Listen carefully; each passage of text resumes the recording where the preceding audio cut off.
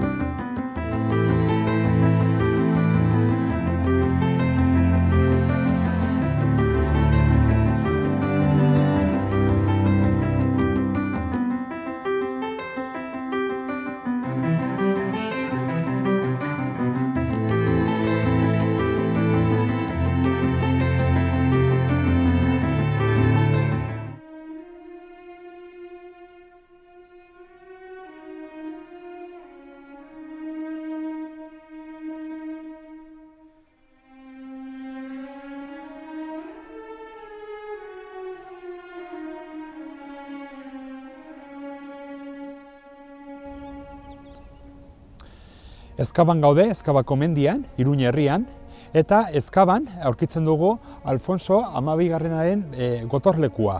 Baita ere, betidanik hemen San Cristobal deitu dute, badirudi ja Erdi Aroan, bazegoen hemen ja gaztelu bat, baita baseliza bat, San Cristobalen baseliza, eta baita gero denborarekin baseliza hau olako eliza handi batean bihurtu zen, baina 19. mende bukaeran, karlistak eta bukatuta ondoren, militarrak faltan botatzen zuten olako gotorleku erraldoi bat hemen Iruña herrian, inguruan, eta 19. mende bukaeran gaur egun ezagutzen dugun gotorlekua eraikitzen hasi ziren.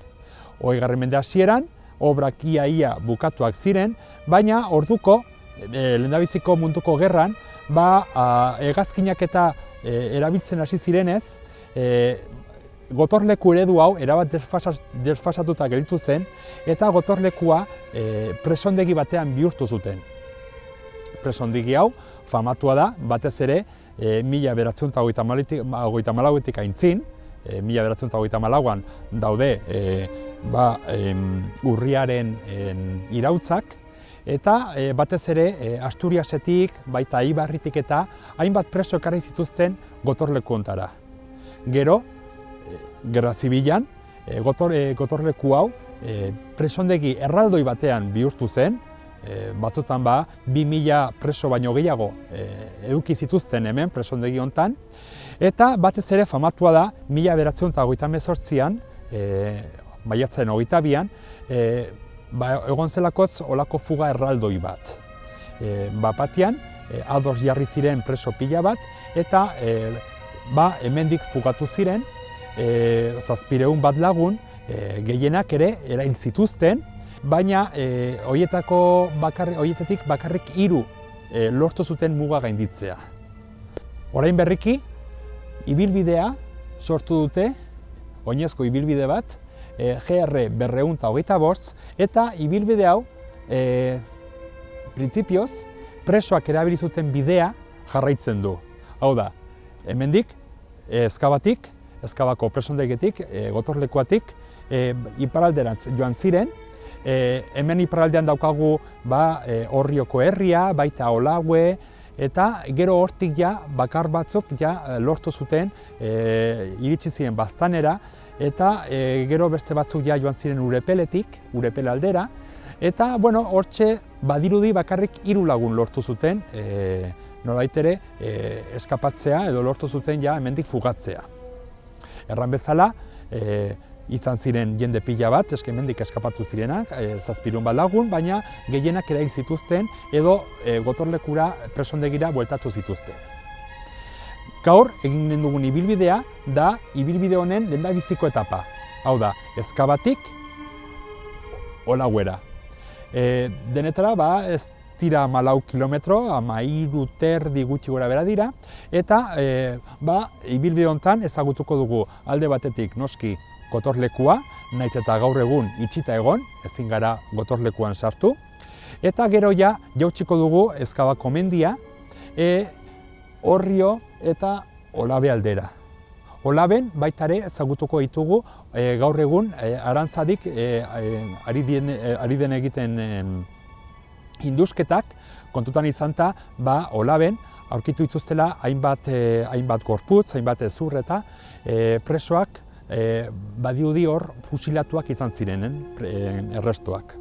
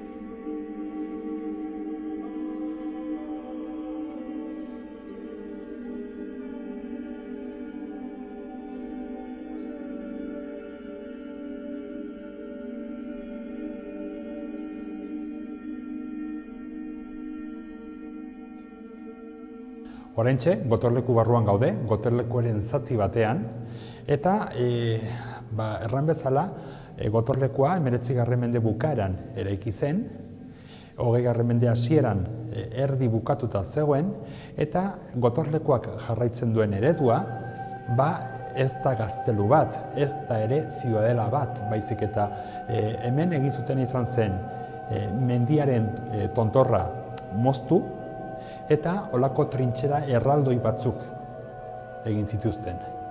Nolabait ere, gotorlekua erabat lurperatuta dago, eta orduan barrutik olako itxura beldurgarria dauka.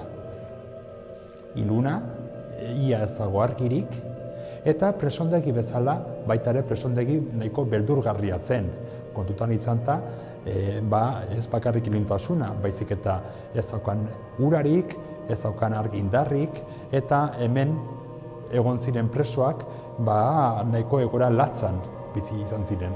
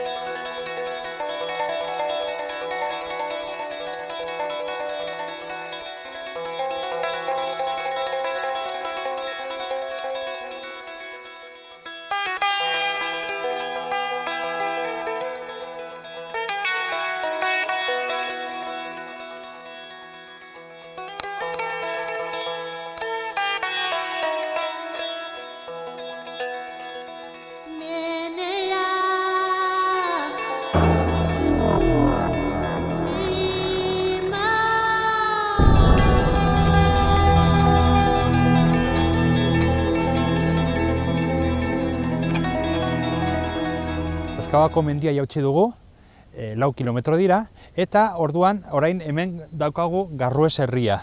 Garrues herria justo Ezkabako maldan dago, eta herri hontaraino, uneraino iritsi ziren presoak, kontutan izan behar dugu presoak Ilunabarrian eskapatu zirela, eta orduan ja berela iritsi ziren herri hontara, eta gero ja herri hontan taldea edatu zen.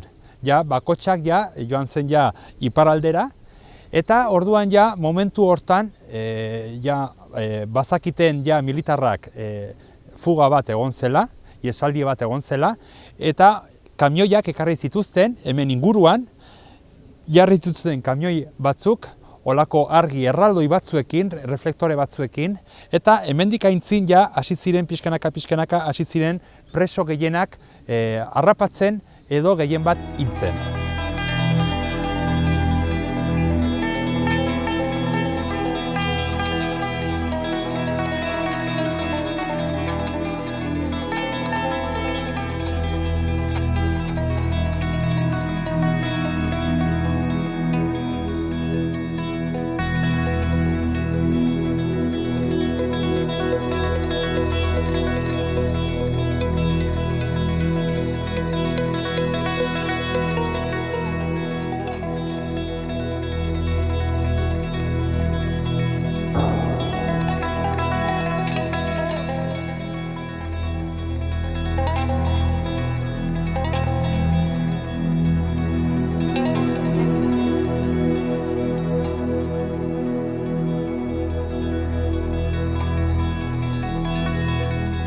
Orain bagoaz, Orrio aldera, Orrio da hor gibelean dagoen herrixka bat, eta Garrues eta Orrion artean daukagu hemengo bailara eder hau, bailara zabala, eta berez hemen aurkitzen ditugu hainbat landa ez, landa hauek, zekalia batez ere landatzen da hemen.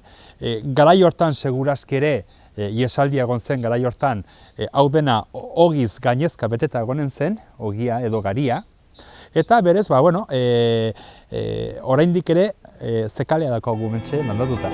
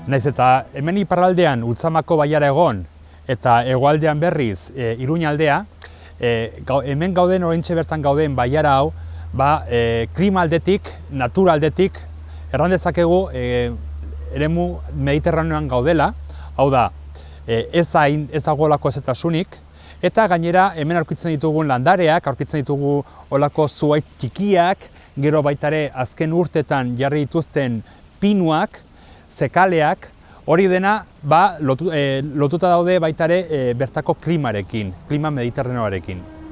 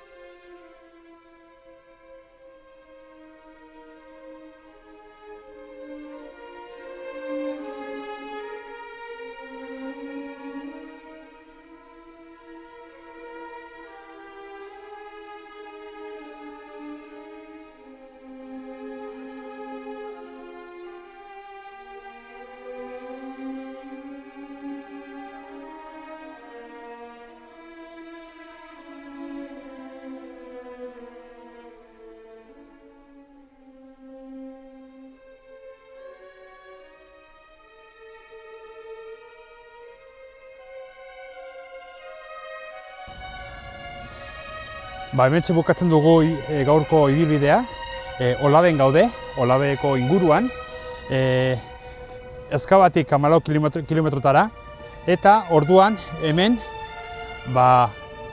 Iesaldia maiatzen 22an Ilunabarrian izan zelarik, 25ean harrapatu zituzten herri hontan Olaben 16 preso, eta honat ekarri zituzten eta erail zituzten.